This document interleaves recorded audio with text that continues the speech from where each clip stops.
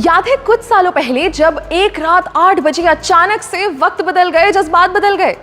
कितने टाइम तक हमें एटीएम के बाहर लंबी लंबी कतारों में खड़ा होना पड़ा, नोट्स बदलने के लिए बैंक्स के चक्कर लगाने पड़े क्योंकि 500 और 1000 के नोट्स बंद हो गए थे। अब उस समय की परेशानी को आप और मैं बहुत अच्छे से जानते हैं और जाहिर है कि तब से हम हर तरीका आजमाते हैं कि उस सिचुएशन में वापस ना जाना पड़े।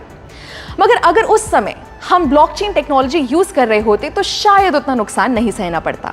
नमस्कार, स्वागत है आपका जी के डिजिटल शो पर। मैं हूं पलक यादव और आज हम बात करेंगे क्रिप्टो करेंसी के एक बहुत अहम पहलू पर जिसका नाम है ब्लॉकचेन। अब क्रिप्टो तो हम समझ गए, मगर ये सवाल आपके मन में जरूर आया होगा कि आखिर जितनी भी क्रिप्टो से होने वाली ट्रांजैक्शंस हैं उनका रिकॉर्ड कैसे रखा जाता है या उन्हें सिक्योर कैसे किया जाता है, या जो हमने क्रिप्टो के डिसेंट्रलाइज्ड होने की पिछले वीडियो में बात की थी, आखिर वो कैसे पॉसिबल है। इस सब का एक ही जवाब है ब्लॉकचेन। ब्लॉकचेन एक बड़ा सा बटा हुआ डेटाबेस है जो हजारों लाखों कंप्यूटर्स पे शेयर्ड होता है और ये सारे कंप्यूटर्स आपस में कनेक्टेड होते हैं।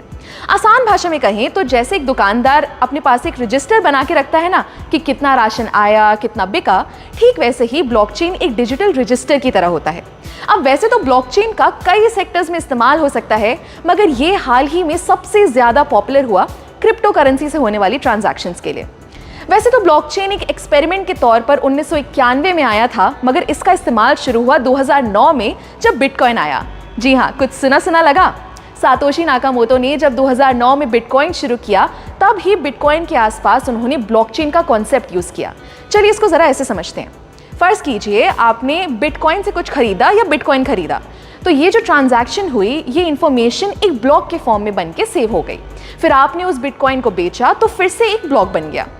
अब ऐसे ही आप जितनी बार ट्रांजैक्शंस करेंगे तो उसका एक ब्लॉक बनता जाएगा और वो सारे ब्लॉक्स एक चेन से जुड़ते जाएंगे, इसलिए इसका नाम है ब्लॉकचेन।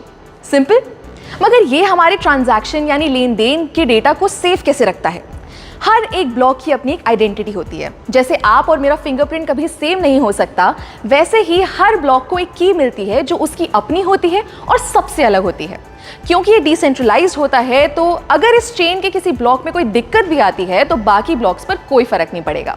ब्लॉकचेन एक ऐसा सिस्टम है जिसे हैक करना, हटाना या चेंज करना लगभग नामुमकिन है।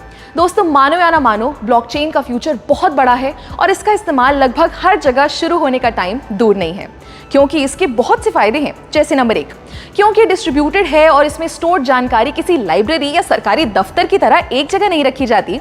इसको संभालने या मेंटेन करने के लिए किसी मिडिल मैन की जरूरत नहीं है। दूसरा, ब्लॉकचेन एकदम ट्रांसपेरेंट है, यानी आप और मैं कभी भी इसको एक्सेस कर सकते हैं और अपनी ट्रांजैक्शंस पर नजर रख सकते हैं, जिससे फ्रॉड के चांसेस बहुत कम हो जाते हैं। तीसरा, ब्लॉकचेन पर हर इंफॉर्मेशन को बहुत आसानी से ट्रेस किया जा सकता है, यानी पुरानी से पुरानी ट्रांजैक्शन को भी हम देख सकते हैं। चौथा, ये टेक्नोलॉजी एकदम फास्ट है। हर चीज़ का लिखा हुआ रिकॉर्ड बनाने में बहुत टाइम और मेहनत लगती है, मगर वही जानकारी को अगर ब्लॉकचेन के जरिए सेव करें तो वो बहुत आसानी से और बहुत जल्दी हो जाएगा।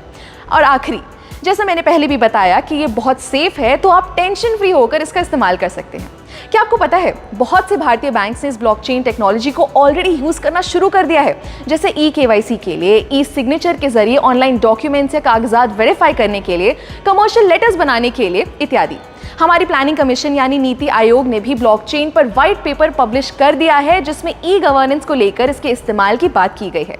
एक मजे की बात बताऊं, 2010 में पहली बार फ्लोरिडा के एक आदमी ने 10,000 बिटकॉइन से 2 पिज्जा खरीदे थे, और आज एक बिटकॉइन की अगर कीमत लगभग 15 लाख रुपए है, तो अनुमान लगाइए 10,000 बिटकॉइंस की कीमत क्या होगी। ऐसे ही आपको क्रिप्टो की दुनिया की मजेदार बातें बताते रहेंगे, सो स्टे ट्यून्ड और देखते रहिए जी डिजिटल।